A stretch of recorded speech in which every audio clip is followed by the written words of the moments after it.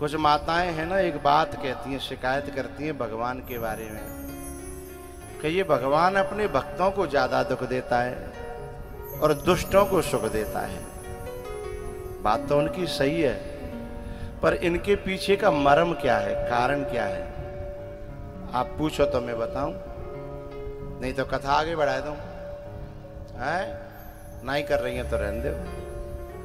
है अच्छा,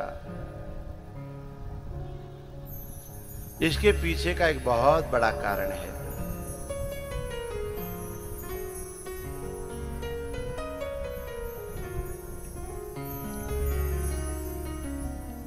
एक बच्चा जो है अपने बाप से कहता है कि पापा, ये बगल वाले का जो छोरा है, ये तो कभी परीक्षा ही नहीं होती, इसकी एग्जाम ही नहीं होता, ये तो बड़ी मस्ती में है। मेरा हर 6 महीने में एग्जाम होता है, कभी कभी तो 3 महीने में हो जाता है, मैं तो एग्जाम से ही परेशान हूं। ऐसा होता है कि नहीं होता?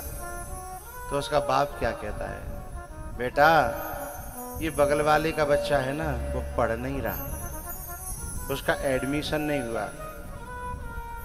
जिसका एडमिशन नहीं है, जो पढ़ ही नहीं रहा, उसका एग्जाम किस बात का है?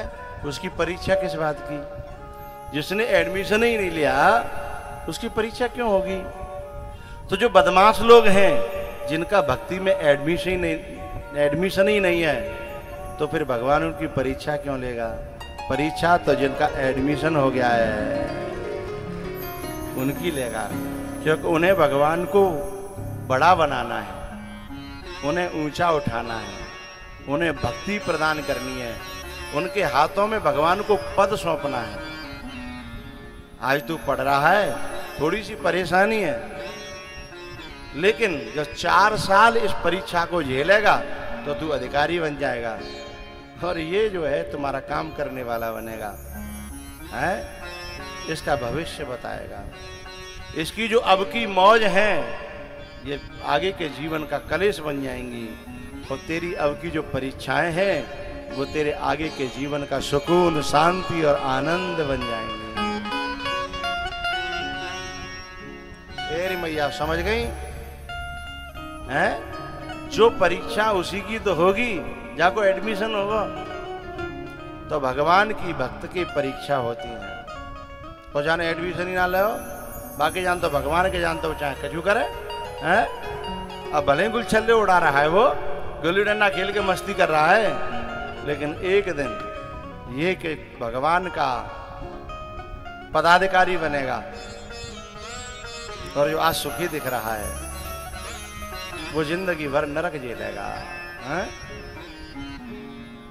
तो मुझे किस बात पे याद आई कि पार्वती जी तपस्या कर रही हैं, और उनकी परीक्षा लेने के लिए सप्तऋषि आए। उन्होंने कहा, क्या कर रही हो पार्वती? बोले, भोले बाबा की तपस्या कर रही हैं। बोले, काहे के लिए? बोले, उन्हीं को पाना चाहती हूँ। सप्तऋषियों ने कहा, बावरी है गई है, बुद्धि खराब है तेरी। अरे पहली बात तो भोले बाबा का मिलना कठिन है। ए भैया पानी की बोतल वाले, ए भैया, ए भैया, एक मिनट, हम बुला रहे हैं तो तुम हमें इग्नोर करके जा रहे हैं। नहीं अभी नहीं, बस 5 मिनट रह गई हैं। मेरी सबसे प्रार्थना है, बीच में आना जाना इससे बड़ा मुझे दुख होता है। तुमने तो ये भंडारा समझ रहा जो, चाहे डोलो चाहे कचू करो, नेक तसल्ली करो। मैं 2 से 2:30 के बीच में, 2, सवा 2, 2:30 तक पहुंचते लंच कर ही देता हूँ। नेक रोक लो करो, प्यास है, और जाके हाथों में तुम्हें दुख नहीं, बोतल लगी तो प्यासो मर रहा है। पानी में मीन प्यासी और मुझे सुन आवे है, बोतलों लगी है तो उठ के चल दो बीच में। हैं? तो नेक तसल्ली कर लो करो। हमारी माताओं का धैर्य देखो, मुँह तो 1 घंटा पहले आती है जगह गिरने के लिए, कोई तो 1.5 घंटा पहले बेचारी, और उठ ही हो नहीं सकती हैं, क्योंकि जैसे ही उठी, एक राजस्थान में पंडित जी, एक ऊंट पे एक आदमी बैठ के जा रहा हो, सो माँ जो है, एक जो है मैया बूढ़ी डोकरी रहे, बोले बेटा लेके महुए बैठा ले चल, सुबह ने ऊंट बैठा दो, वान गई कि बैठ जा मैया पीछे। सो जो ऊंट जब बैठता है तो पीछे पांव निकल जाते हैं, बाप सीट सी बन जाती है। पांव जब टूटते हैं ऊंट के बैठने पर तो अब पैरों पर पीछे सीट सी बन जाती है। तो डोकरी बाबे बैठ गई। अब्बा ने पीछे देखा ही नहीं, कहाँ बैठी है। तो बोले मैया पकड़ लेना, बढ़िया तरह ऊंट थोड़ा ज्यादा हिलता है, पकड़ लेना। सो बा ने पकड़ ली ऊंट की पूंछ पकड़ के बोली बेटा चल, मेरी तो बढ़िया सीट मिली है, बढ़िया, और पकड़ भी को स्थान बढ़िया है। तो जैसे ऊंट उठाड़ो भयो सो डोकरी ऊपर ते धड़ाम तुम्हारे पकड़ के रागी पूछ है, नीचे तो सीट गायब है गई। अब लटकी कितने देर तक रहेगी, तो जान इतनी आतन में से ऊपर ते गिरी। अब बस छोरा ते कह रही लाला तेन तो मैं पटक दई हैं, तेने अच्छी बैठारी में। अब वो छोरा बोले मैया तुम बैठी कहाँ थी ये तो बताओ।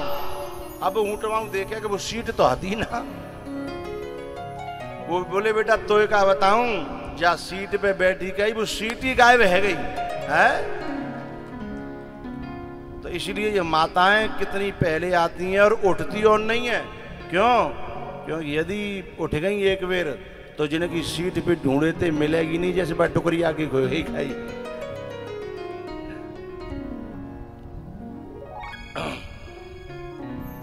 बोले बाल कृष्ण भगवान की।